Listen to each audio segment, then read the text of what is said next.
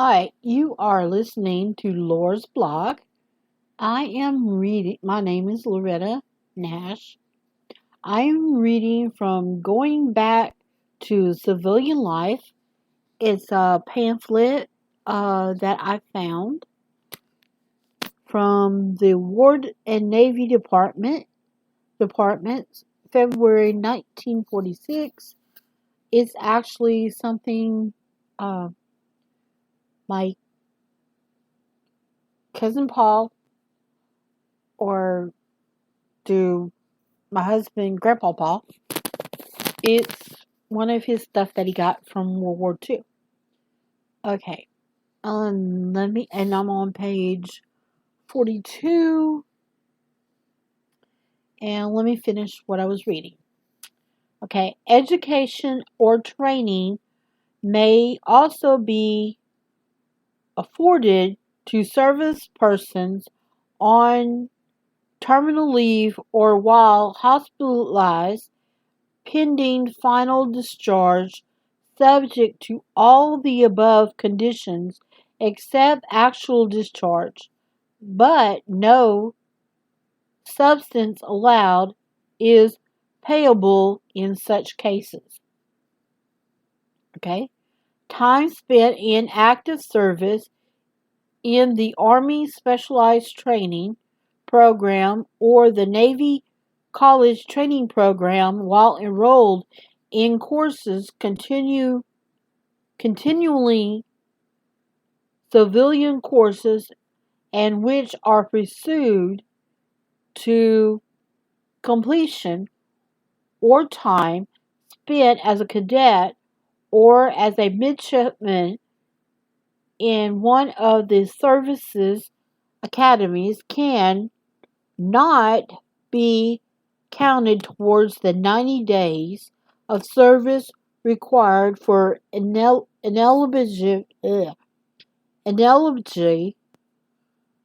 or in determination of period of education or training to which you may be entitled. Okay, then it says choice of school. You may select any course at any educational or training institution in this country or abroad which accepts you as qualified, provided the instruction is one listed is on the list of approved institutions,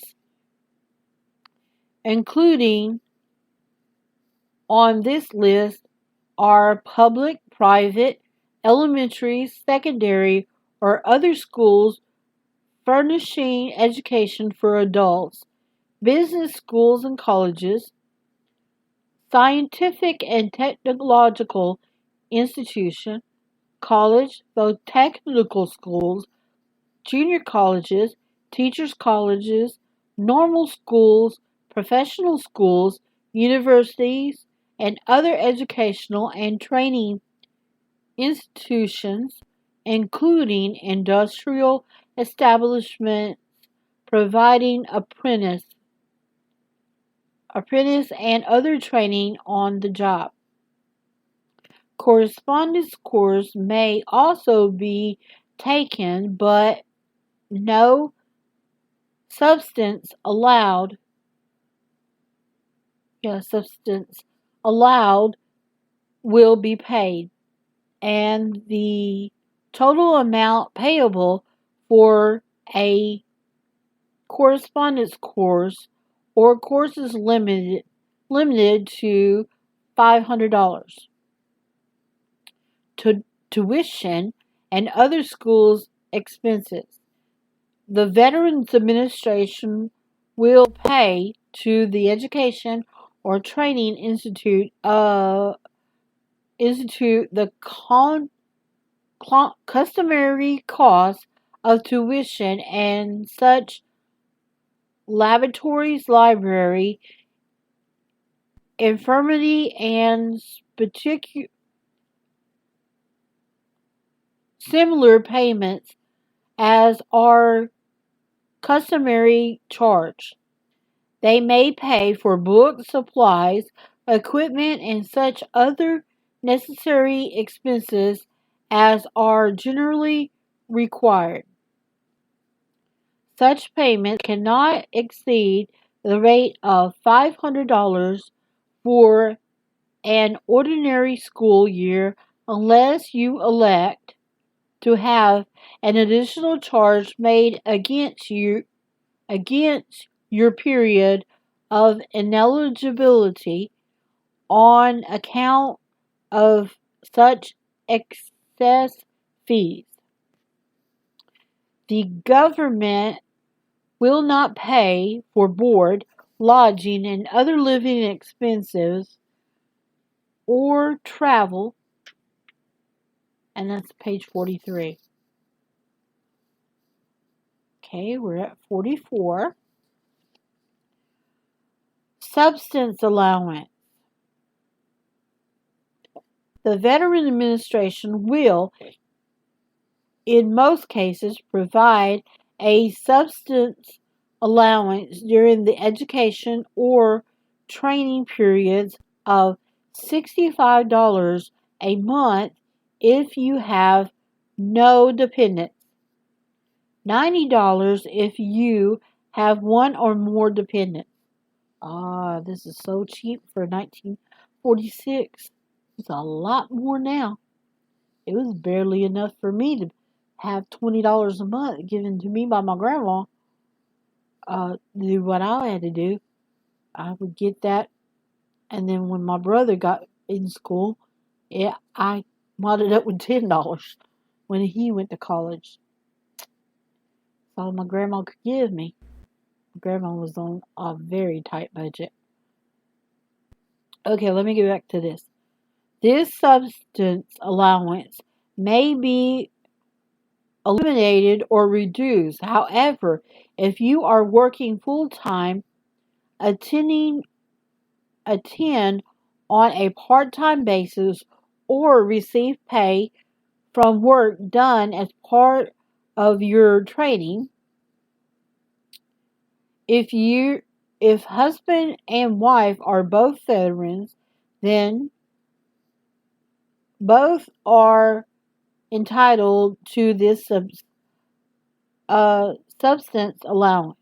The husband will receive $90 a month and the wife $65 a month. That's a lot. Ooh, now it's going to talk about farms, which I'm very familiar with that. It has a little picture of a woman looking at a house, and she looks more like you would see an older farm place. Okay, so we're going to read about guaranteed loans for homes, farms, and businesses. You may be eligible for the guarantee of a loan under the law if you can meet the basic requirements. See page 40, that's in parentheses, and if your application is made within 10 years after the end of the war. So that would bring, if I'm going by my history, this will go up to 1958 then. Okay. Provided certain requirements are met, loans can be guaranteed if they are made for the following purposes. Okay, here I go. Number 1, buying residential property, building a home, making repairs, alterations, or improvements in your home, or paying special assessment on your home. Number 2, buying land, building, livestock, equipment, machinery, supplies, or tools for you to use in farming, or in repairing, altering, constructing, or improving any land, equipment, or building including a farmhouse used in farming or for working capital requirements necessary for farming operation. My grandpa Herschel and Grandpa Lindsay never got to. They were needed here to stay here during the war to be the farmers. Okay, number 3. Buying a business or buying land, building supplies, equipment, machinery, tools, inventory, and stock in trade for your use in business or the pursuit of a gainful occupation or for the cost of construction, repair, alteration, or improvements of any property used for such purpose or to provide funds needed for working capital.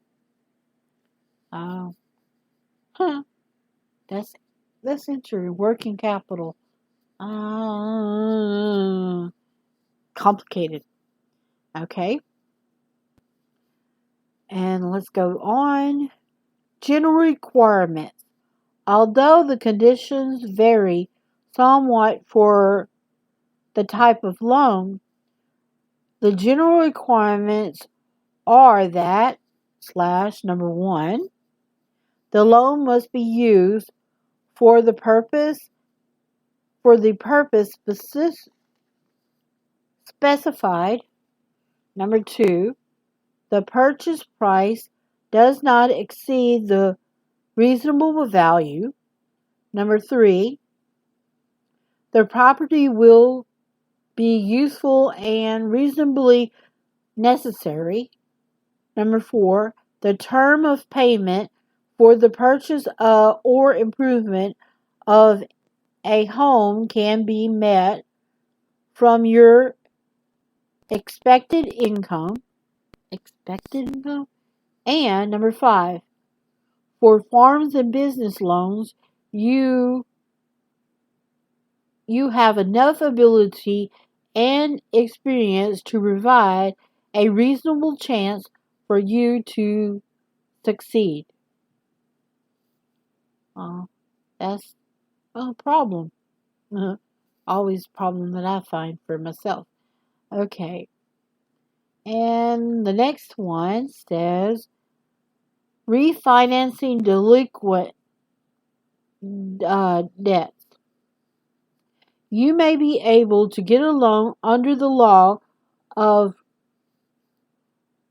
refinancing debts and back taxes owed on your home, property used for farming purposes, or debts contracted in your business if the following requirements are met.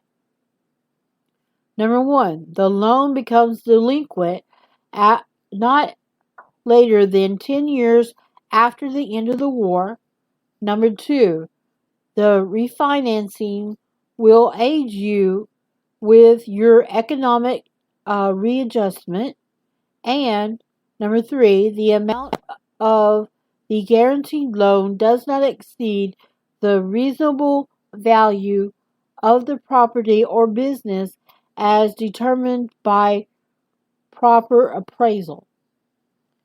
Okay, and I'm going to stop right here because I'm coming up on another hard break.